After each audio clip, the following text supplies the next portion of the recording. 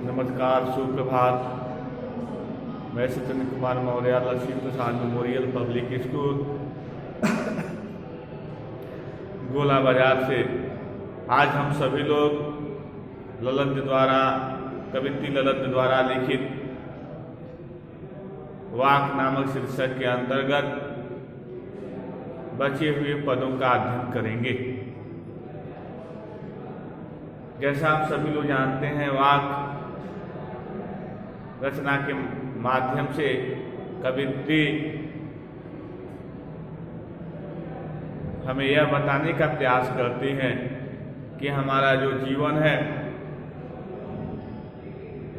वह नश्वर है, क्षणभंगुर है। यह जीवन हमारा रस्सी के समान है। जिस प्रकार से रस्सी पर पानी की एक एक बूंदें पड़ती हैं और अंत में रस्सी कमजोर होकर सड़कर टूट जाती है,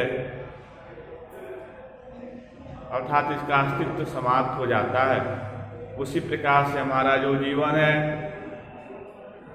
एक एक बूंद मतलब एक एक समय, जीवन का समय जब धीरे धीरे निकल जाता है, तो ऐसे स्थिति में हमारा जीवन भी समाप्ति के उस दहलीज पर पहुंच जाता है जहां से जीवन लगभग समाप्त होने के कगार पर होता है। तब हम अपने जीवन के माध्यम से अपने जीवन की उपलब्धियों को समझने का या उसका मूल्यांकन करने का प्रयास करते हैं कि हमारा जीवन, हम अपने जीवन को किस तरह से जिए, कैसे जिए और हमने अपने जीवन में किन किन उपलब्धियों को हासिल किए। हम वहाँ पाते हैं कि सांसारिक जो भोग भी सुख है वही मेरे जीवन में था, इसके अलावा जीवन में कुछ भी नहीं था। तो जो सांसारिक जो माया मोह है, सांसारिक विषय वासनाएं हैं, सांसारिक इच्छाएं हैं, सांसारिक आकर्षण या सांसारिक वस्तुओं को प्राप्त करने के लिए व्यक्ति जीवन पर्यंत लगा रहता है और उसी को प्राप्त करने के लिए वह अपने जीवन को समाप्त भी कर देता है। जब व्यक्ति को इस बात का अंदाजा लगता है, इस बात का ज्ञान होता है कि ये जो जीवन है इसका उद्देश्य कुछ और था, मैंने तो जीवन के उद्देश्य को सही से समझ ही नहीं पाया, जो उद्देश्य नहीं था उस उद्देश्य को प्राप्त करने के लिए मैं उस रास्ते पर चल पड़ा और जिस रास्ते पर मुझे चलना चाहिए था उस रास्ते को तो मैंने पीछे छोड़ दिया। जब व्यक्ति रास्तों का मूल्यांकन करना शुरू करता है, तब अपने जीवन के चुने हुए मार्ग पर उसे बड़ा पश्चाताप होता है, बड़ा पछताता है और इस तरह से वह व्यक्ति नाना प्रकार के प्रयास करने के बावजूद भी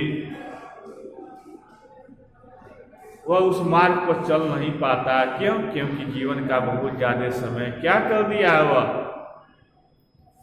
उस मार्ग पर व्यतीत कर दिया है जिस मार्ग पर चलकर सांसारिक व सुख सुविधाएं मिल सकती हैं, सांसारिक वैभव मिल सकता है, लेकिन प्रभु की भक्ति नहीं मिल सकती। ऐसे स्थिति में कवियत्री बताने का प्रयास करते हैं कि हमें अपने जीवन के जो मार्ग हैं उसका हमें चयन करते समय इस बात का मूल्यांकन करना चाहिए, अच्छी तरह से परख लेना चाहिए कि हम जिस मार्ग का अनुसरण कर रहे हैं जिस मार्ग पर हम चलने का प्रयास कर रहे हैं, क्या उस मार्ग के माध्यम से हम ईश्वर की प्राप्ति कर पाएंगे कि नहीं? ईश्वर की ओर तक पहुंचाने वाला वह मार्ग है कि नहीं? इस मार्ग पर ही कवित्री इन पदों के माध्यम से प्रकाश डालने का प्रयास करती है। आइए देखा जाए। आई सीधी राह से गई न सीधी राह, सुषुम सेतु पर खड़ी थी, बीत गया निभा, देव टटोली कौड़ी न पाई, माझी कूदू क्या कराही। आई मतलब सीधी न सीधा, राह मतलब रास्ता, गई सीधी न सीधी, न मतलब नहीं सीधी राह, सुषुम सेतु पर खड़ी थी, बीत गया दिन जेब टटोली। टटोलना मतलब मूल्यांकन, जेब को देखना, कौड़ी मतलब रुपया पैसा न पाए, बाजी माझी मतलब नाविक, नाविक को क्या को दूं क्या उतराए। आइए पहले मीनिंग का अर्थ देख लें। पहले सुषुम सेतु शब्द है, सुषुम सेतु एक कठिन शब्द है। सुषुम सेतु, सुषुम सेतु मीन्स होता है सुषुम्ना नाड़ी।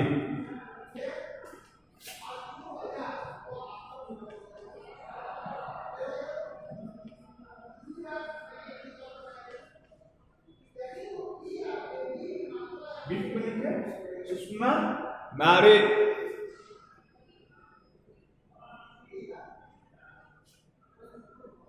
या नाड़ी, कीड़ा या पिंगला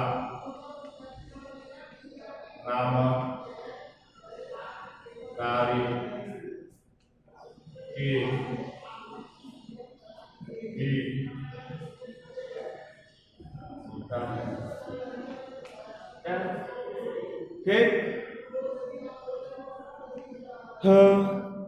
माझी नाविक,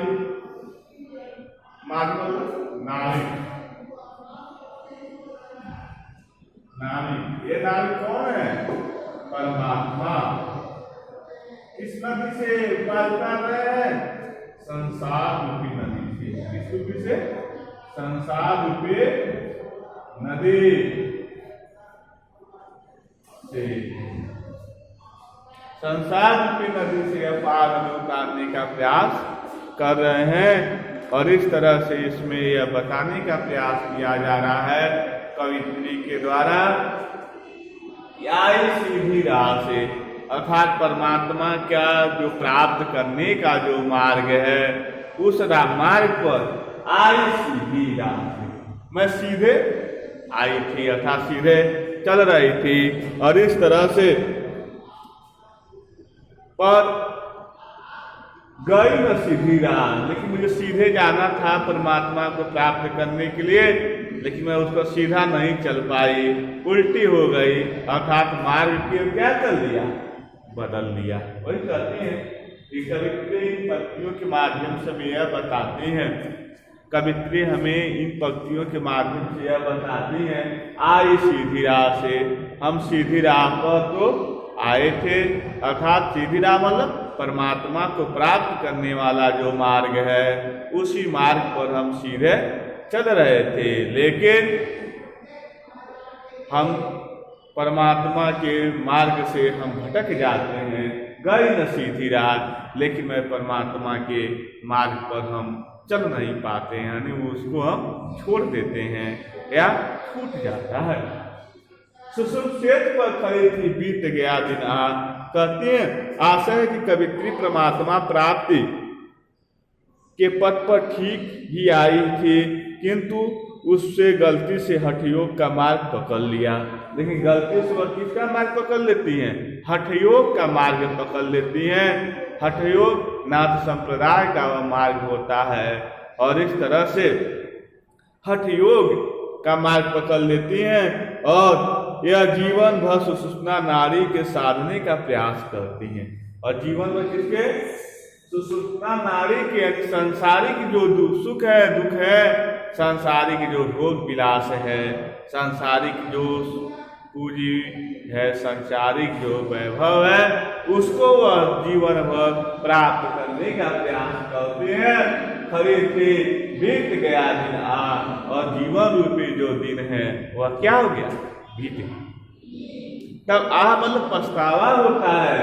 जेब टटोले कौड़ी न पाई।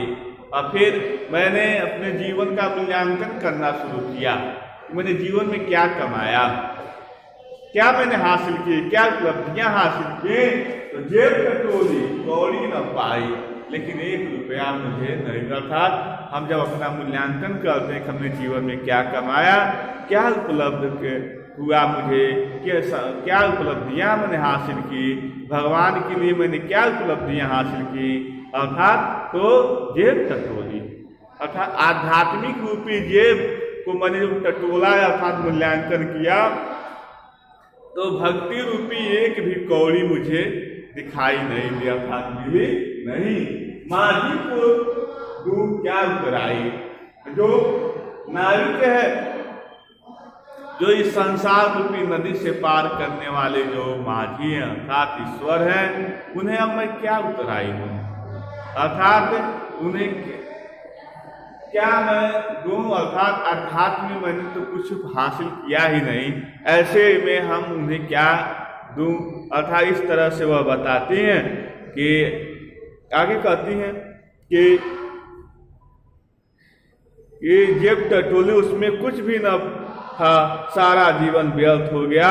यह परमात्मा को जवाब देने योग्य भी नहीं है। इस तरह सारा जीवन व्यर्थ हो गया, अब परमात्मा को जवाब देने की योग्य भी नहीं रही।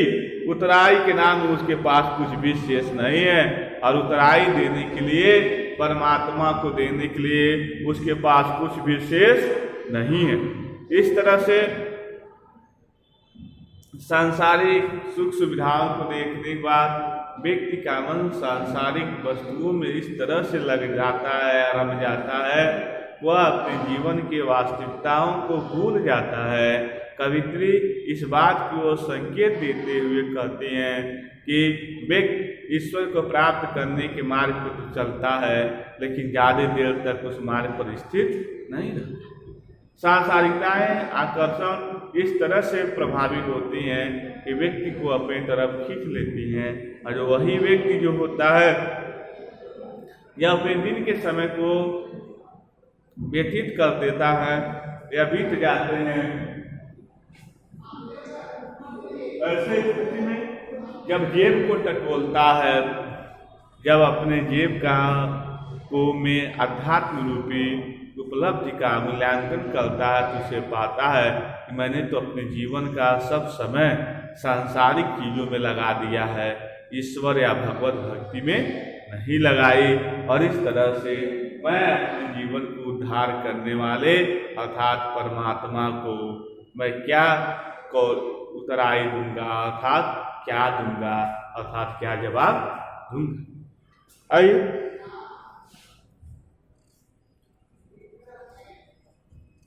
प्रश्न होता है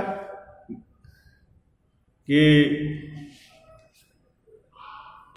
आगे देख लीजिए, थल थल में बसता है शिव ही, भेद न कर क्या हिंदू मुसलमान, ज्ञानी है तो स्वयं के ज्ञान, वही है साहिब से पहचान। कहते हैं थल थल में बसता, अर्थात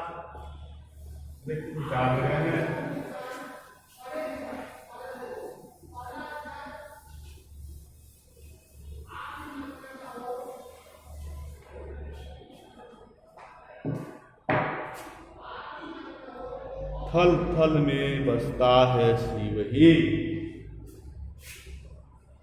थल थल में बसता, थल थल में बसता है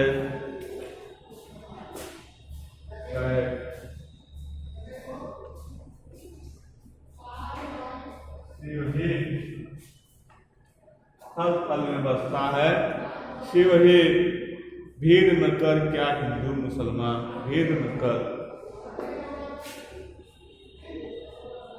भेद न कर, क्या हिंदू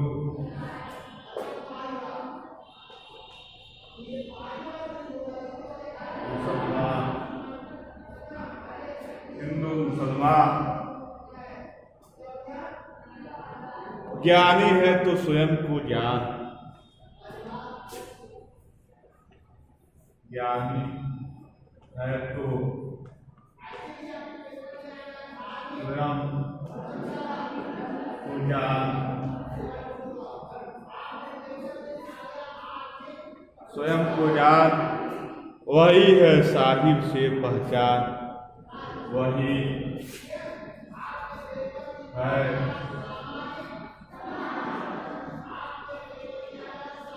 साहिब।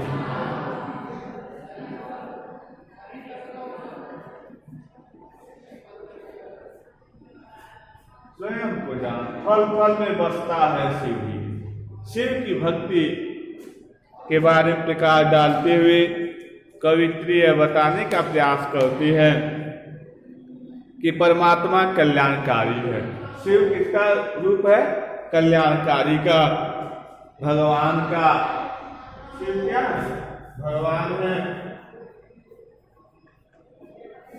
कल्याणकारी।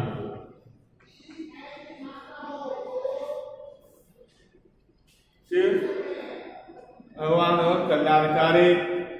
आगे कहते हैं थल स्थान। थल है क्या है? स्थान, जगह। बसता है शिव भेद न कर, भेद में संशय रहस्य। कहती है कवित्री, कहती परमात्मा कल्याणकारी है, वो हर जगह विद्यमान है, इसलिए हिंदू हो या मुसलमान उसे अपनाने में किसी को भेदभाव नहीं करना चाहिए। कवित्री ज्ञानी मनुष्य को संबोधित करते हुए कहती हैं कि हे ज्ञानी, अगर तू सच्चा ज्ञानी तो स्वयं को जान, अपने आत्मरूप को पहचान, आत्मा से ही परमात्मा को जाना। कहते हैं कि थल थल में बसता है शिव, अर्थात हर जगह हर स्थान पर भगवान का ही वास होता है, भगवान ही बसते हैं। भेद न कर, क्या हिंदू मुसलमान होने पर भगवान के नाम पर भेदभाव मत करो, अर्थात भेदभाव के चक्कर में मत पड़ो। अर्थात चाहे हिंदू हो चाहे मुसलमान हो, सबके ईश्वर कौन है? एक है। हमें एक ही ईश्वर को सबको मानना चाहिए और हमें ईश्वर के नाम पर जो भेदभाव है उसे हमें अपने जीवन में उतारना नहीं चाहिए। कहते हैं ज्ञानी हो तो स्वयं, यदि तू सच्चा ज्ञानी है, अपने आप को तू एक सच्चा ज्ञानी मानता है, अपने आप को यदि ज्ञानी समझता है तो स्वयं को जान, स्वयं को पहचान। अर्थात स्वयं को पहचानने की बात क्यों कहती हैं? कहते हैं कि व्यक्ति के अंदर नाना प्रकार की बुराइयां हैं, नाना प्रकार के स्वार्थ हैं, काम क्रोध मद लोभ, यह सब व्यक्ति के अंदर भरे हुए हैं। सांसारिक वस्तुओं से लगाव, माया मोह से लगाव, सांसारिक वस्तुओं से पाने की इच्छा, यह सब चीजें व्यक्ति के अंदर भरी हुई हैं। और ऐसे में जो व्यक्ति होता है वह इन सबको अपने अंदर धारण करते हुए भी वह सोचता है ईश्वर की प्राप्ति हो जाए। तो कवित्री कहती नहीं, ऐसा हो ही नहीं पाएगा जब तक अब सांसारिक जो चीजें हैं, सांसारिक जो लगाव है, भौतिकवाद की वस्तुएं हैं, संबंधवाद में जकड़े हुए हो, संसार की वस्तु को प्राप्त करने का ही एकमात्र उद्देश्य तुम्हारे मन में चल रहा है, सांसारिक इच्छाओं के पीछे दौड़ रहे हो, तब तक यह सब आपके अंदर विद्यमान रहेगा, तब तक आप ईश्वर को भी प्राप्त नहीं करेंगे। कहने का तात्पर्य है कि जब सांसारिकताएं की चीजें निकल जाएंगी, सांसारिक इच्छाएं समाप्त हो जाएंगी, भौतिकवाद की वस्तुओं में आपका मन नहीं लगेगा, भौतिकवाद की वस्तुओं से किसी तरह का लगाव नहीं रहेगा, जब अपने आप को इन सब से जब अपने आप को अलग कर लेंगे, तो ऐसे स्थिति में तब जाके आपको ईश्वर की प्राप्ति होगी। वही कहती है ज्ञानी है, ये तुम्हारे अंदर ज्ञान है तो स्वयं को पहचान, अपने आप को देखो, आत्मदीपो गो, अपना दीपक स्वयं बनो। और कहती हैं कि अपने अंदर के चीजों को पहचानो कि हमारे अंदर क्या क्या चीजें अभी छिपी हुई हैं, क्या क्या दुर्गुण हैं, क्या क्या बुराइयां हैं, उसे निकालने की आवश्यकता है। स्वयं को जान, वही साहिब से पहचान, तब जाके आप परमात्मा को प्राप्त कर सकते हैं, क्योंकि आत्मा से परमात्मा को जाना जा सकता है। जो व्यक्ति अपने आत्मा का शुद्धिकरण कर लेता है, आत्मशुद्धिकरण कर लेता है, वही व्यक्ति सच्चे अर्थों में परमात्मा को प्राप्त कर पाता है, वही व्यक्ति परमात्मा को प्राप्त करता है। तो इस तरह से हम इसमें देखते हैं। एक बार और देखें, कवित्री कहती है कि यह परमात्मा कल्याणकारी है। शिव को किस नाम से जाना गया है? भगवान के नाम से भी और कल्याणकारी के नाम से। शिव भक्त की महिमा की विशेषताओं को इस रचना के इस लाइन पंक्तियों के माध्यम से कवित्री यहाँ पर रखने का प्रयास कर रही हैं और कहती हैं, कवित्री कहती कि परमात्मा जो है वह कल्याणकारी है, कल्याण करने वाले सबके हैं, वो हर जगह विद्यमान है, हर जगह पर उनका निवास है, संसार के प्रत्येक कण कण में परमात्मा का निवास है।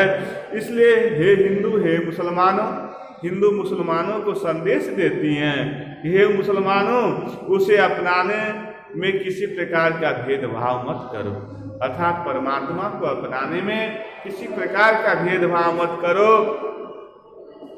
कवित्री ज्ञानी मनुष्यों को संबोधित करते हुए कहती हैं कि हे ज्ञानी, अगर तू सच्चा ज्ञानी है, तू अपने आप को सच्चा यदि ज्ञानी समझ रहा है तो ठीक है, लेकिन पहले स्वयं को जान। दुनिया का विश्लेषण करने वाले हे ज्ञानी पुरुष, तुम्हारा ज्ञान सही है, लेकिन उस ज्ञान से पहले अपने आप का भी तो जान, अपने आप को जानो, फिर अपने आत्म रूप को पहचान, आप किस स्वभाव के हैं, कैसे हैं, उस आत्म रूप को भी पहचानो। आत्मा से ही परमात्मा को जाना जा सकता है। जो आत्मा है उसी आत्मा के माध्यम से हम परमात्मा को जानते हैं। तू सच्चा ज्ञानी है तो पहले स्वयं को जान, कहते हैं तो यदि सच्चा ज्ञानी है तो पहले स्वयं को जान, स्वयं अपनी आत्मा को पहचान, और आत्मा से ही परमात्मा को जाना जा सकता है। जब व्यक्ति अपनी आत्मा का आत्मशुद्धिकरण करता है, जब स्वयं में कोई शुद्धिकरण करता है, तभी वह व्यक्ति ईश्वर की प्राप्ति करता है। आइए प्रश्न देखें, कवित्री अपने प्रभु को किस नाम से पुकारती हैं और क्यों? कवित्री अपने प्रभु को, कवित्री प्रश्न है, कवित्री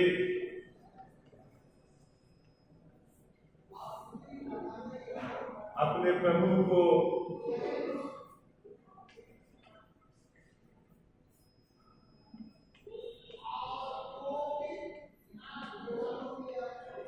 किस नाम से पुकारती हैं और क्यों? तो किस नाम से पुकारते हैं कवित्री? कवित्री अपने प्रभु को किस नाम से? शिव के नाम से। कवित्री अपने प्रभु को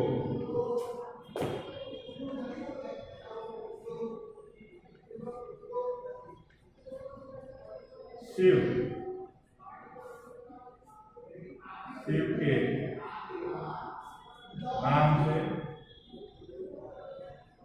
पुकारती हैं, पुकारती हैं क्यों? क्योंकि कल्याणकारी हैं। शिव क्या है? क्यों? शिव कल्याणकारी